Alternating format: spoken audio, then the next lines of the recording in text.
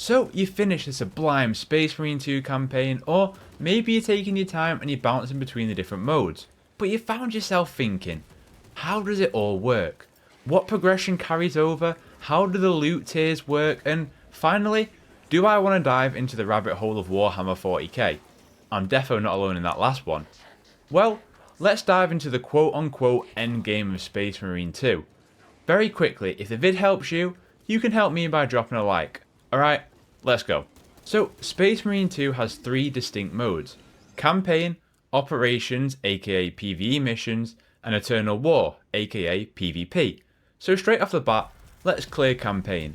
There is no distinct progression linked from Campaign to other modes. Titus is Titus. He doesn't need progression.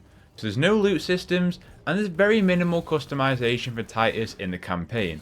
So the bulk of this video is based upon the PvP and the PvE. Let's start the progression that carries over between the two modes then. Keep it nice and simple. The only eternal progression that is linked between PvP and PvE is your armour customization.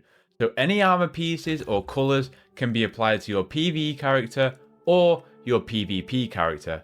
Bear in mind you do have to customize each character in each mode. So your PvE sniper look will not automatically transfer to your PvP sniper look. They are distinct. Unless they're not, and mine's bugged, but from what else I've heard, that's how it is. And the more you play a class, whether that's in PvP or PvE, the more armor customization items you unlock. Of course, this is per class, so playing as an assault won't net you customization pieces for your vanguard, and vice versa. To get new armor pieces, you have to achieve victory to count towards that progression. So for PvE, that's completing a mission, and in PvP, that's winning. And that's per class, so you've got a hell of a lot to unlock if you want everything. And with the most amount of victories for an armor piece per class being 36, that's 36 victories per class, so 216 wins across the entire game collectively in PvP and PvE. So that's the shared progression. Let's start with the PvE aspect of it all, because this is the meat of it. PvE has several different progression systems, each tied to the different classes. So, you only ever level up one class at a time, with one small caveat that I'll come back to later. Each class in Space Marine 2 has its own unique perk tree and available weapons. Each class has a level cap of 25 that will get you a new ability every level you rank up. There is 8 columns in your skill tree. As you level up, you'll be forced to make a choice in that you can only have one skill active in each column at any time, meaning that you will have a maximum of 8 skills active at any time once you've unlocked a full row's worth upon reaching level 9. You can mix and match between the different rows as you level up and create your ultimate play style. Each skill costs coins, however, so you don't automatically get the skill, you have to buy it. Or, if it doesn't tickle your pickle, skip over it entirely. It's about tailoring your vanguard or your assault to play how you want to play. So that's the skill tree. You start at level 1, get a new skill for each level you go up, all the way up to level 25. That's a total of 150 levels across all 6 classes for you to get through, should you choose to impress the Emperor. Alongside a perk system is a weapon rarity system, so this is where things get a tiny bit more complex. So let's quickly recap. There are 6 operation missions to be ran at launch.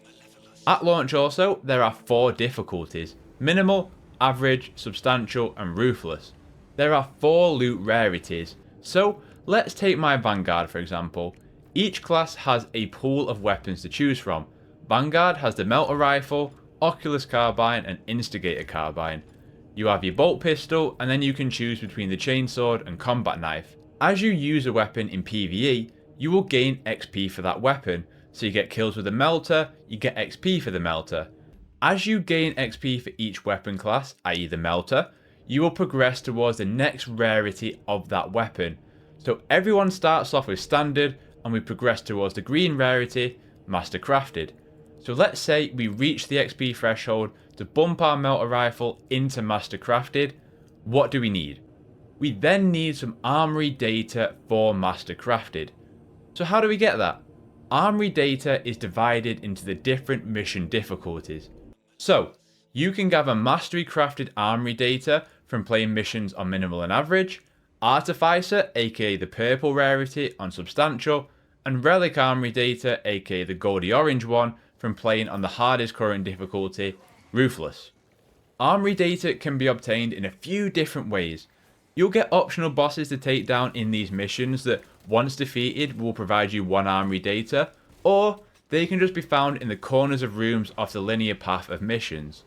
Armory data has two uses.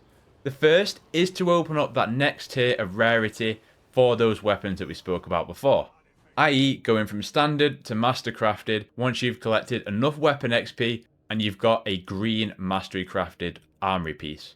The second use is to immediately master a weapon, so there's a second part of a skill tree for weapon classes. You'll see here there's multiple melter rifles in the master crafted section. Once you buy a weapon, it'll have its own XP bar, which getting kills with that weapon will then progress it. Once you reach the XP threshold for that variant, you'll gain a mastery point, which can then be placed onto that weapon's skill tree.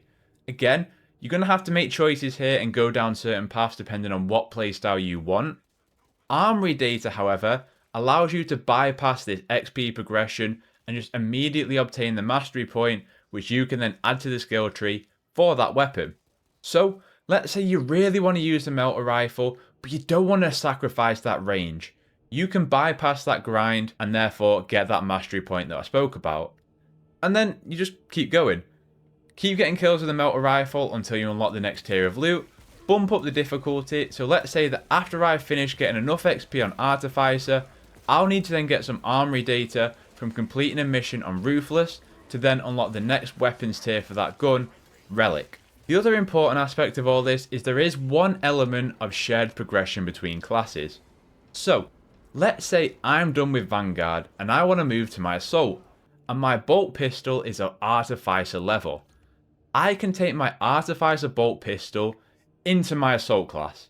So while class skill trees progression is not shared between the classes, the weapon progression is, which is great, because let's say I take my bolt pistol, which is now very powerful, I can attack those harder difficulties earlier on because I've got the firepower to do so, and therefore gain more XP from completing missions on the harder level. It should be noted that all 6 missions net the same amount of XP. The final aspect of PvE is the coins, obviously. Coins are obtained by completing missions. Maybe they're a little stingy on coins since coins are used for buying guns, skill tree abilities, and the customization of armor outside of armor pieces, i.e. colours, colour patterns, and emblems. However, each class has 3 trials that I recommend doing early on that will net you a ton of coins from the offset to get your Space Marine looking sick and having some coins left over. You can get 75 coins for completing all the objectives per class. So the PvE TLDR of it all is that difficulties minimal and average will grant you green armory data for master crafted. Substantial will grant you purple artificer armory data, and ruthless will grant you golden relic armory data. You need to level each gun up to the tier threshold by getting kills with it and using it, and then use the armory data that you've collected to unlock the next tier and get the new weapon variants of that weapons that you can buy with coins. You can instantly master a variant using armory data, or just use it in missions and get kills with it. Once you master a weapon variant, you will then get a skill point to use in that weapon skill tree. Weapon progression carries across the classes, so if 2 classes have access to a weapon, any progression made on a weapon will be immediately available. The goal is to keep unlocking new weapon rarities, which will grant more damage, more range, more ammo, etc. And in doing so, will make the more challenging missions easier. That's the PvE. How about the PvP then? Well, this part is much easier to understand. So, unlike PvE, you have 2 customization options. Your bog standard Space Marine and your Heretic Space Marine, aka the Chaos Marine. I think anyway, I'm trying to learn here, okay, I'm doing my best. The Heretic Marines can only customize colours and emblems it seems. So yeah, just to be aware of that. PvP is straight to the point though. It's a traditional PvP leveling system. Playing matches nets you XP, XP will grant you levels, increasing your veterancy level. As you increase your level, you will gain access to a variety of things. You'll get new equipment like the type of grenade you can use, or more guns in that class that you can use. This time, however, your veterancy level is shared across all 6 classes, so you don't need to individually grind out each class. The other aspect of progression is as you win matches, you'll unlock customization options for weapons to make them look even more cool than they already are. Like win 7 matches, win 15 matches, those kind of objectives. And that's the gist of PvP. Much more simple, a lot less to worry about, just get out there, have fun, level up. And that's it. That was a lot of information.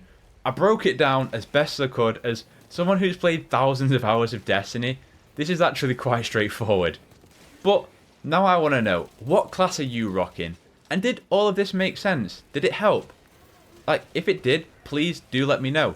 Also, if you found value in this, dropping a like, as I said, it really does help me out, so I'd appreciate that, and maybe consider subscribing. I cover a lot of sci-fi games here, and Warhammer, it's got me right now. Let me tell you that. I'd love for you to stick around.